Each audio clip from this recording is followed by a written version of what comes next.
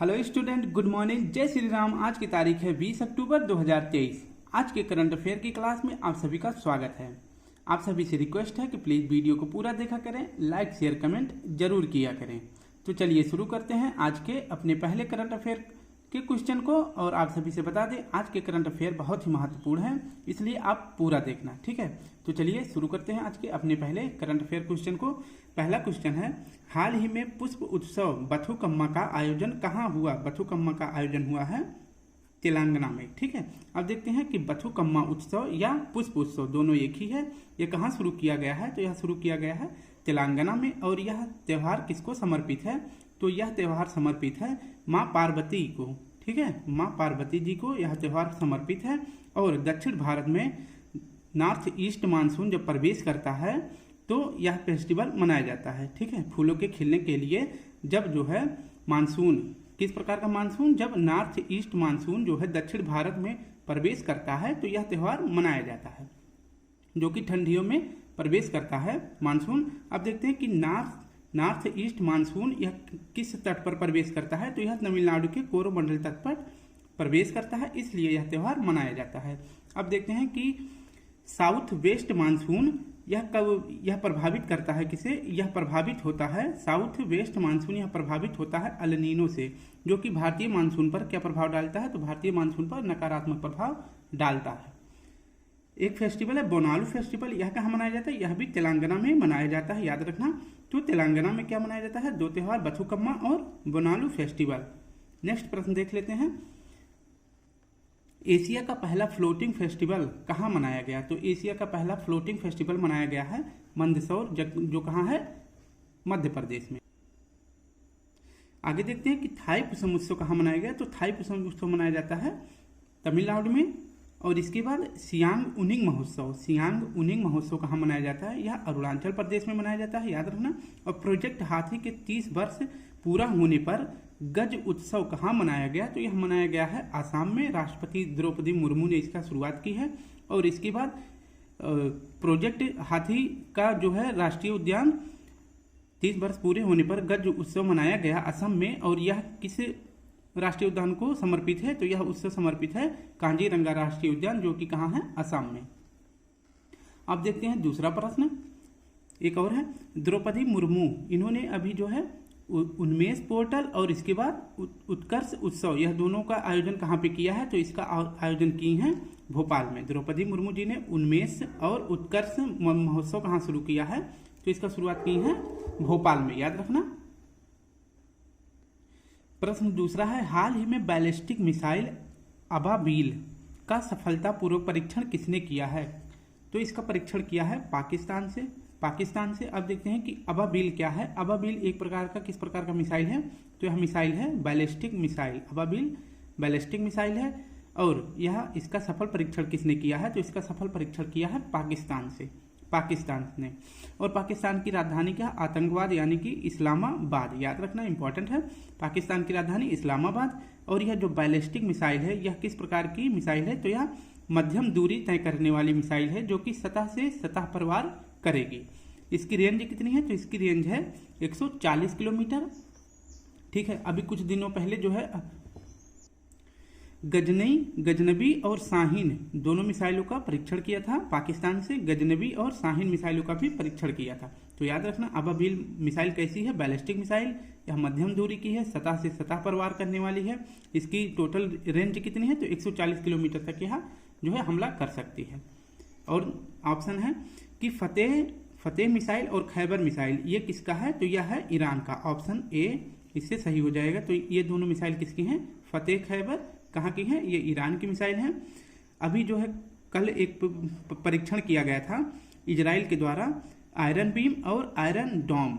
तो इसमें जो है जब आयरन डॉम फेल हो गया था, क्योंकि जो है हमास के द्वारा जब 5000 मिसाइल एक ही साथ दाग दिया गया था इजराइल पर, तो जो ये सिस्टम जो है आयरन डॉम जो है ये फेल हो गया था। उसके बाद कल जो है आयरन बीम का परीक्षण किया है, जो कि क्या है? डिफेंस सिस्टम है। तो यह जो है दोनों डिफेंस सिस्टम किसके हैं?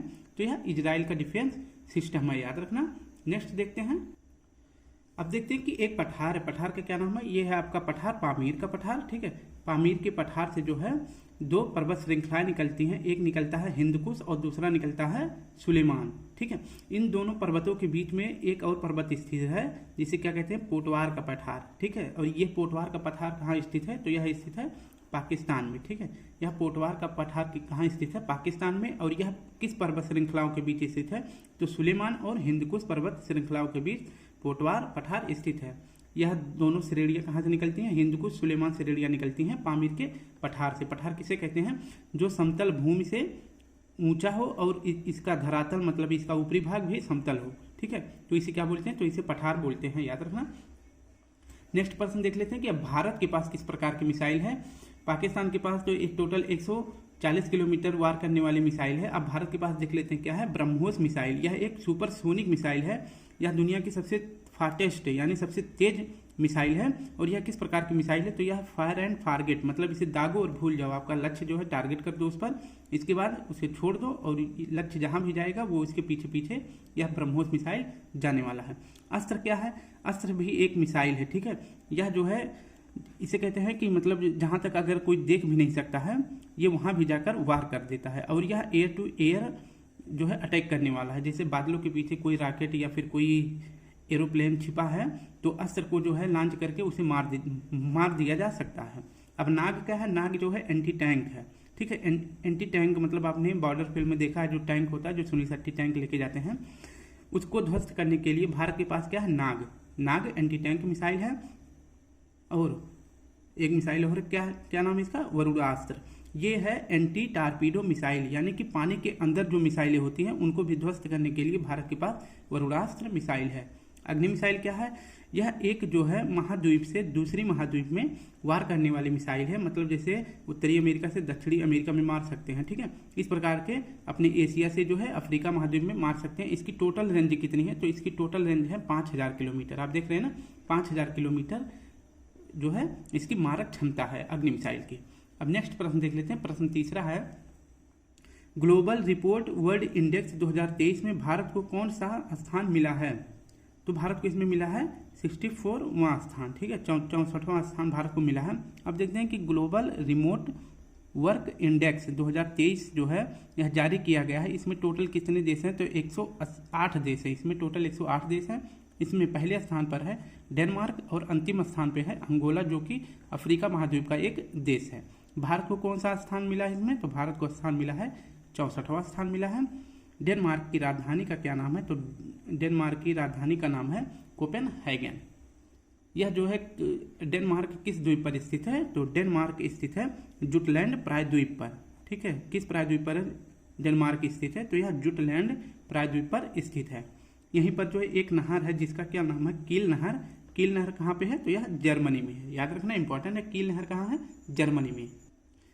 नेक्स्ट देख लेते हैं कि जो ये ग्लोबल रिपोर्ट वर्क इंडेक्स यह जारी किया गया है, इसका क्या उद्देश्य है, यह किस आधार पर पेश किया जाता है, तो यह पेश किया जाता है साइबर सुरक्षा के मामले में, डिजिटल के मामले में और सामाजिक सुरक्षा और आर्थिक सुरक्षा के मामले में यह पेश किया जाता है। भारत इसमें जो है 15 अंक जो है नीचे आ गया है। कितना अंक, 15 अंक जो है नीचे आ गया है, क्योंकि अब की बार भारत की सुरक्षा, डिजिटल, सामाजिक सुरक्षा ये इसमें कमजोर दिखाया गया है। तो याद रखना, भारत इसमें जो है ग्लोबल रिमोट वर्क इंडेक्स में भारत का स्थान कितना है, 64वां स्थान, जो कि 15 अंक फिसल के नीचे आ गया है। अब देखते हैं कि एक जो है ग्रीनलैंड है, सबसे बड़ा, दुनिया का सबसे बड़ा लैंड कौन सा है, मतलब आइसलैंड, तो ये हो जाएगा ग्रीनलैंड। इस पर अधिकार किसका है, तो इस पर अधिकार है डेनमार्क का। आप देख रहे होंगे कि जो है दुनिया का सबसे बड़ा जो ग्रीनलैंड है, इस पर जो है किसका अधिकार है, तो डेनमार्क का अधिकार है। अब देखते हैं कि भारत का कुछ महत्वपूर्ण इंडेक्स में कौन सा रैंक है। ग्लोबल क्वालिटी इंफ्रास्ट्रक्चर इंडेक्स में भारत की रैंक क्या है, तो इसका सही जवाब हो जाएगा, भारत की रैंक है 10। वर्ल्ड ट्री सिटी लिस्ट 2022 में भारत का कौन सा शहर शामिल किया गया है, तो यह मुंबई शामिल किया गया है। इंडिया जस्टिस रिपोर्ट 2022 में बड़े राज्यों में पहले स्थान पर जस्टिस न्याय किस राज्य में होता है, तो इस सही जवाब हो जाएगा कर्नाटक में। और इसमें जो है सबसे लास्ट पॉइंट किसे मिला है, सबसे लास्ट पर कौन सा राज्य है, तो यूपी है, क्योंकि यहाँ पे यूपी वाले बुलडोजर बाबा हैं, ये कोर्ट कचहरी नहीं देते हैं, ये खुद का फैसला खुद ही कर देते हैं। ठीक है, तो इस हिसाब से इंडिया जस्टिस में लास्ट, बड़े राज्यों में लास्ट अंक पर यूपी है और पहले स्थान पे कौन है, तो कर्नाटक है। याद रखना। सर्वाधिक जलाशय ठीक है। जल शक्ति मंत्रालय द्वारा जो रिपोर्ट पेश किया गया है उसमें सबसे ज़्यादा जलाशय किसके पास है, तो इसका सही जवाब हो जाएगा पश्चिम बंगाल में सबसे ज़्यादा जलाशय है। 29वें आर्थिक स्वतंत्रता सूचकांक 29वें आर्थिक स्वतंत्रता सूचकांक में भारत की रैंक क्या है, तो भारत की रैंक है 131।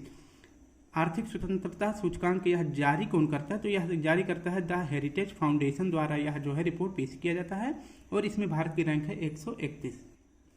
चौथा प्रश्न है, हाल ही में ब्रह्मांड में सुपरनोवा विस्फोट का पता लगाने वाला AI आधारित BTC बोट का विकास किसने किया है, तो इसका सही जवाब हो जाएगा नॉर्थ वेस्टर्न यूनिवर्सिटी। ऑप्शन भी सही हो जाएगा। अब देखते हैं कि ब्रह्मांड विस्तार की थ्योरी किसने दी थी, तो जब ब्रह्मांड विस्तार कर रहा है इसको क्या कहते हैं, इसको नाम दिया गया है बिग बैंग थ्योरी और यह थ्योरी देने वाले कौन है, लेमन थेयर। ठीक है, यह थ्योरी किसने दिया है, जॉर्ज लेमन थेयर दिए हैं। और जो है अभी जो है हाल ही में खोजा गया है तारों का विशाल चमकदार विस्फोट। जब तारों का विशाल चमकदार विस्फोट होता है तो उसे क्या कहते हैं, सुपरनोवा कहते हैं। ठीक है, और हाल ही में क्या BTC बोट जो कि मानव हस्तक्षेप के बिना एक बोट विकसित किया गया है, AI आधारित BTC बोट, इन्होंने मानव के हस्तक्षेप के बिना पहली बार एक सुपरनोवा की खोज की है। ठीक है, और ये कहाँ की यूनिवर्सिटी ने खोजा है, तो यह खोजा है नॉर्थ वेस्टर्न यूनिवर्सिटी जो कि कहाँ का है, USA का है। ठीक है, तो इस प्रकार से सही हो जाएगा ऑप्शन बी। और जो सुपरनोवा की खोज की गई है BTC बोट के द्वारा उसका नाम क्या है, तो उसका नाम है SN 2023 TYK, तो इसका यह नाम है। अब देखते हैं कि जो है ChatGPT यह किसने लॉन्च किया है, तो यह OpenAI ने लॉन्च किया है। GPT का फुल फॉर्म होता है जनरेटिव प्री ट्रेंड। ठीक है, इसको याद रखना, जनरेटिव प्री ट्रेंड GPT का फुल फॉर्म होता है। बार्ड किसने लॉन्च किया, तो यह गूगल ने लॉन्च किया है। जल दोस्त क्या है, जल दोस्त एक एयर बोट है जो कि बेंगलुरु में लॉन्च किया गया है। जल दोस्त जो है झीलों से खरपतवार को नष्ट करने वाला एक एयर बोट है। नेक्स्ट है कि ब्रह्मांड के केंद्र में सूर्य है, ब्रह्मांड के केंद्र में सूर्य है, यह सबसे पहले किसने बताया था, यानी और पृथ्वी जो है ब्रह्मांड के केंद्र में, यह किसने बताया, और ब्रह्मांड के केंद्र में सूर्य है यह किसने बताया, तो पृथ्वी जो है ब्रह्मांड के केंद्र में यह बताए थे टॉलमी ने, लेकिन ब्रह्मांड के केंद्र में सूर्य है यह किसने बताया था, तो यह कॉपरनिकस ने बताया था, इसलिए इन्हें जो है मृत्यु दंड दे दिया गया था। ठीक है, लेकिन अभी फिलहाल कुछ दिनों पहले जो है रोम के पादरियों ने जो है क्षमा मांगा था कि जो है जो बात कॉपरनिकस ने बताई थी वो सत्य है, उसके लिए हम क्षमा मांगते हैं। नेक्स्ट प्रश्न है, पांचवा है, अंतिम अनुमानों के अनुसार वर्ष 2022-23 में भारत में कुल खाद्यान्न उत्पादन कितना हुआ है, तो सही जवाब हो जाएगा 32,97,000 टन। कृषि मंत्रालय ने अपना जो है फाइनल रिपोर्ट डाटा पेश किया है 2022-23 का, इसमें जो है कितना खाद्यान्न उत्पादन किया गया है, तो 32,97,000 टन अब की बार यह पेश उत्पादन हुआ है। और जो यह है अब की बार सबसे सर्वाधिक है। ठीक है, यह सबसे ज़्यादा यह रिकॉर्ड किया गया है। पिछली बार से कितना गुना ज़्यादा है, तो पिछली बार से 141 लाख टन अब की बार अधिक खाद्यान्न उत्पाद हुआ है। अब देखते हैं कि कुछ महत्वपूर्ण खाद्यान्न जिन्हें आपको तीन तो आपको याद ही रखना है, 1 2 3, इन तीनों को तो आपको याद ही रखना है। चावल का उत्पादन कितना है, तो 1357.55 लाख टन, और गेहूं का उत्पादन है 1105.54 लाख टन, और मोटा अनाज का उत्पादन है 573.1 लाख टन, और इसके बाद दाल का 260.58 लाख टन, मक्का का उत्पादन कितना है 380.85 लाख टन। इसको याद रखना, ये डाटा है 2022-23 का, जो कि खाद्यान्न उत्पादन में अब की बार सबसे ज़्यादा है। और कितना ज़्यादा है, तो 141 लाख टन अधिक उत्पादन हुआ है अब की बार। अब है रबी की फसल। रबी की फसल किसे कहते हैं, गेहूं की फसल को रबी फसल कहते हैं। यह शीतकालीन फसल होता है जो कि होली के आसपास कटता है। ठीक है, अब कुछ देख लेते हैं कि रबी की फसल कौन कौन से हैं। ट्रिक से, नाई हूटर बजते ही जोश में आलू लाया। नाई से हो जाएगा, ना से हो जाएगा चना, ई से हो जाएगा राई, हु से हो जाएगा गेहूं, टर से हो जाएगा मटर, बजते ही से कुछ नहीं है, जो से हो जाएगा, जोश से हो जाएगा जौ, और सा से हो जाएगा सरसों, और आलू से आलू हो जाएगा। याद रखना। अब देखते हैं कि खरीफ की फसल कौन सी है। यह मानसूनी फसल है, यानी कि जब बरसात होती है तब यह लगाया जाता है, जैसे धान हो गया आपका। और यह कब कटता है, तो यह दिवाली के आसपास कटता है। हाल ही में लॉन्च अपना चंद्रयान वेब पोर्टल का संबंध किससे है, तो सही जवाब हो जाएगा NCERT से। अब देखते हैं इसका व्याख्या। NCERT यह एक वेब पोर्टल है, इस क्या नाम है इसका रखा गया है, तो अपना चंद्रयान। ठीक है, NCERT ने एक वेब पोर्टल लॉन्च किया है जिसका नाम है अपना चंद्रयान, और यह किसके लिए लॉन्च किया गया है, तो यह बच्चों के लिए लॉन्च किया गया है। इसमें जो है क्या मिलेगा, बच्चों को बुक्स मिल जाएंगी, क्विज मिलेगा और महत्वपूर्ण इन्फॉर्मेशन भी मिलने वाली है। एनसीईआरटी का फुल फॉर्म क्या होता है, तो एनसीईआरटी का फुल फॉर्म होता है national council for education and research training. यह जो है एनसीईआरटी की फुल फॉर्म होती है। एनसीईआरटी की स्थापना कब हुई थी, तो 1961 में एनसीईआरटी की स्थापना हुई थी। वर्तमान में एनसीईआरटी के हेड हैं दिनेश प्रसाद सकलानी, याद रखना। और यह जो है अपना चंद्रयान वेब पोर्टल जो है किसने लॉन्च किया है, तो धर्मेंद्र प्रधान जी लॉन्च किए हैं, जो कि वर्तमान में क्या है, वर्तमान में भारत के एजुकेशन मिनिस्टर हैं। और एक ऐप आप देख लेते हैं ललन टॉप में क्या है कि सरपंच संवाद मोबाइल ऐप किसने लॉन्च किया है, तो यह लॉन्च किया गया है असम में। सरपंच संवाद मोबाइल ऐप लॉन्च किया गया है असम में। सुप्रीम कोर्ट मोबाइल आधारित ई पास लॉन्च किया है, ठीक है, एक पोर्टल लॉन्च किया है जिसका क्या नाम है, सुस्वागतम। और सुप्रीम कोर्ट के महत्वपूर्ण जो है पोर्टल हैं फास्टर और सुपेश, यह दोनों जो है तीन, फास्टर, सुपेश और सुस्वागतम पोर्टल किसके हैं, तो यह सुप्रीम कोर्ट के हैं। नेक्स्ट है कि केंद्र सरकार ने बुनियादी साक्षरता को बढ़ावा देने के लिए कौन सा मोबाइल ऐप लॉन्च किया है, तो इसका सही जवाब हो जाएगा उल्लास।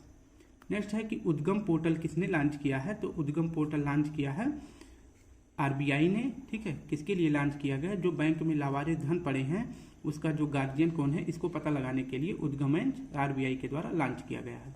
नेक्स्ट है कि जुगलबंदी चैटबोर्ड यह किसने लॉन्च किया है, तो यह लॉन्च किया गया है माइक्रोसॉफ्ट के द्वारा। जुगलबंदी यह बहुभाषी ऐप है, इसमें जो ग्रामीण इलाकों में बहुत सारी भाषाएं बोली जाती हैं उनको यह अच्छे से समझकर और उन्हें जो है शुद्ध भाषा में बदल देगा। साथी पोर्टल को किसने लॉन्च किया है, तो यह कृषि मंत्रालय के द्वारा साथी पोर्टल लॉन्च किया गया है। यूविन पोर्टल किसने लॉन्च किया गया है, इसके द्वारा, तो यूविन पोर्टल लॉन्च किया गया है गर्भावस्था महिलाओं के लिए, ठीक है, और बच्चों के लिए, छोटे बच्चों के लिए। और प्रहरी ऐप किसके द्वारा लॉन्च किया गया है, तो यह गृह मंत्री अमित सिंह द्वारा लॉन्च किया गया है। और यह किसके लिए लॉन्च किया गया है, बीएसएफ के लिए। अब 7वां प्रश्न है, हाल ही में राष्ट्रपति द्रौपदी मुर्मू ने उड़ीसा का नया राज्यपाल किसे नियुक्त किया है, तो इसमें जो है उड़ीसा का नया राज्यपाल घोषित मतलब नियुक्त किया है रघुवर दास को। लेकिन हम आपको दो नए राज्यपालों के बारे में पढ़ाने वाले हैं। अब देखते हैं कि प्रेसिडेंट द्रौपदी मुर्मू ये कहाँ की हैं, तो ये हैं मयूरभंज उड़ीसा की, ठीक है। ये जो है पूर्व में क्या थी, ये जो है झारखंड की राज्यपाल भी रह चुकी हैं। और इन्होंने अभी 2 नए राज्यपालों की नियुक्ति करी है, रघुवर दास की और इंद्रसेन रेड्डी की।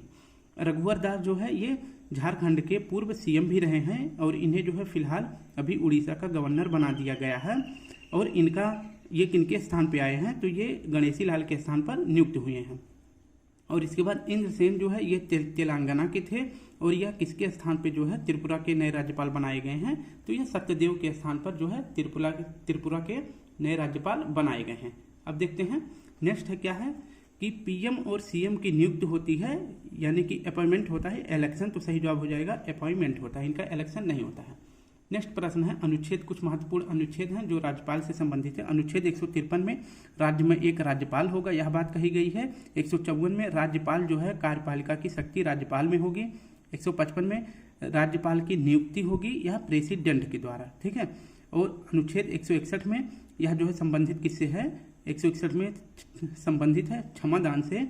और राज्यपाल के पास 2 शक्तियां नहीं होती हैं, एक तो मृत्युदंड को माफ नहीं कर सकता और मार्शल लॉ को क्षमा नहीं कर सकता है।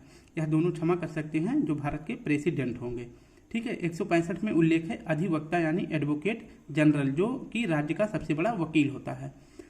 174 में उल्लेख है 17 हुसैन और 17 वसान पावर जो है किसके पास होती है, तो यह गवर्नर के पास होती है।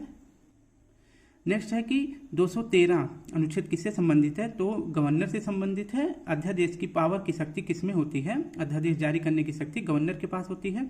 और अनुच्छेद 200 यह विधेयक पर सहमति अपना गवर्नर दे सकता है और अगर नहीं सहमत है तो यह अपना जो है विधेयक जो है प्रेसिडेंट को भी दे सकता है, याद रखना। अब कुछ महत्वपूर्ण सीईओ को देख लेते हैं जो नियुक्त हुए हैं। यूट्यूब के नए सीईओ कौन बनाए गए हैं, तो यह बनाए गए हैं नील मोहन। नीति आयोग के सीईओ कौन बनाए गए हैं, तो BVR सुब्रमण्यम। विश्व बैंक के हेड कौन है, तो अजय बंका है। NDB के जो हेड है न्यू डेवलपमेंट बैंक की हेड कौन है, तो डिल्मा रोसेफ है। और यह जो है ब्राजील की पूर्व सीएम है नेफुरियो, या नेफुरियो यह कहाँ के सीएम बनाए गए हैं? तो यह नागालैंड के 5वीं बार सीएम बने हैं। कॉनरेड संगमा यह कहाँ के सीएम है? तो मेघालय के सीएम है। ट्विटर के सीईओ कौन है? तो लिंडा याकरीन है। ठीक है, लिंडा याकरीन है, लेकिन अब याद रखना ट्विटर का नाम बदल के क्या रख दिया गया है? एक्स। और कर्नाटक के सीएम कौन है? तो सिद्धारमैया, याद रखना। 8वां प्रश्न है, केंद्र सरकार ने 13 गीगावाट के ग्रीन एनर्जी कॉरिडोर परियोजना चरण 2 को कहाँ लॉन्च किया है? तो सही जवाब हो जाएगा ऑप्शन बी, लद्दाख में। व्याख्या, केंद्र सरकार ने अभी 13 गीगावाट का जो है ग्रीन एनर्जी कॉरिडोर परियोजना लॉन्च किया है। यह किस प्रकार का ऊर्जा है? यह नवीकरणीय परियोजना शुरू की गई है। कहाँ पे? लद्दाख में। ठीक है, जिससे जो है प्रदूषण नहीं होगा, और प्रदूषण ना हो उसके लिए कौन कौन सी योजनाएं हैं? जैसे कि सौर ऊर्जा संचालित किया जाएगा, पवन ऊर्जा वहाँ पे लगाया जाएगा, और इस प्रकार से जो है लद्दाख में 13 गीगावाट नवीकरणीय ऊर्जा शुरू किया गया है। इसमें जो है 40% फंड कौन देने वाला है? तो केंद्र सरकार देगा। इसके बाद यह परियोजना कब तक शुरू हो जाएगी? तो 29 तक यह कार्य पूरा हो जाएगा, यानी यह परियोजना शुरू हो जाएगी। जो 13 गीगावाट नवीकरणीय ऊर्जा का ये संचालन परियोजना शुरू हो रहा है, यह किस एजेंसी के द्वारा शुरू हो रहा है? इसमें जो है नोडल एजेंसी है पावर ग्रिड एजेंसी। ठीक है, यह अभी हाल ही में महारत्न कंपनी का इसे दर्जा भी मिला है, याद रखना। अब देखते हैं भारत का सबसे बड़ा राष्ट्रीय उद्यान ये कौन सा है? तो यह है हेमिस राष्ट्रीय उद्यान, जो कहाँ है? लद्दाख में है। लद्दाख में एक झील भी है जो आपने 3 इडियट मूवी में देखा था, पेंगोंग झील, यह कहाँ है? तो यह भी लद्दाख में है। हिम तेंदुआ राष्ट्रीय जीव कहाँ का है? तो यह लद्दाख का है राष्ट्रीय जलीय जीव, याद रखना। ये थोड़ा सा मिस्टेक हो गया था सर के द्वारा, तो गलती हो गई, इसको छोड़े। इसको देखिए, 13 अक्टूबर 2019 को जो है जम्मू कश्मीर को 2 यूटी में बदल दिया गया, एक तो लद्दाख में और दूसरा जम्मू कश्मीर में। ठीक है, ये दोनों यूटी थी, मतलब ये एक राज्य था जम्मू कश्मीर, इसको जो है 31 अक्टूबर 2019 को 2 यूटी में बदल दिया गया, एक लद्दाख और दूसरा जम्मू कश्मीर में। तो इस प्रकार से 2 यूटी नया बना दिया गया। लद्दाख में 2 ही जिले हैं, कौन कौन से? तो एक लेह है और दूसरा कारगिल। पहला लेह और दूसरा कारगिल। लद्दाख की राजधानी जो है नियुक्त किया गया है, कौन सा बना है? तो यह लेह को बनाया गया है। अब देखते हैं कि 26 जनवरी 2020 को दादर नागर हवेली को, ठीक है, दादर नागर हवेली को और दमन दीव को, इनका दोनों का एक विलय करके एक नया यूटी बना दिया गया है। इस हिसाब से भारत में 28 राज्य और 8 यूटी हो गए हैं। अब 9वां प्रश्न है, the reverse swing colonialism to cooperation पुस्तक के लेखक कौन है? तो इसका सही जवाब हो जाएगा अशोक टंडन, ऑप्शन ए सही हो जाएगा। द रिवर्स स्विंग यह पुस्तक किसकी है? अशोक टंडन की। इसके लेखक कौन है? अशोक टंडन। और लॉन्च किसने किया है? तो यह लॉन्च किए हैं हरदीप पुरी, जो कि वर्तमान में क्या है? पेट्रोलियम मिनिस्टर हैं। हरदीप पुरी जी के द्वारा जो है द रिवर्स स्विंग पुस्तक लॉन्च किया गया है। इसका उद्देश्य क्या है? भारत की गौरव गाथा, मतलब अंग्रेजों से जो है कैसे गुलामी के बाद छूटकर भारत जो है विश्व का सबसे बड़ी 5वीं अर्थव्यवस्था बन गई है, उसका व्याख्या जो है इस बुक में किया गया है। अब कुछ महत्वपूर्ण बुक देख लेते हैं, जैसे कि अजय टू योगी आदित्यनाथ, यह पुस्तक किसकी है? तो यह पुस्तक है शांतनु दास की। द गीता फॉर चिल्ड्रन, यह पुस्तक है रूपा पाई की। थ्रो द ब्रोकन ग्लास, यह किसकी है? टी.एन. शेषन की। और एस द व्हील्स टर्न्स, यह किसकी पुस्तक है? तो यह रंजीत प्रताप की है। कारगिल एक यात्री की जुबानी, यह है ऋषि राज जी की।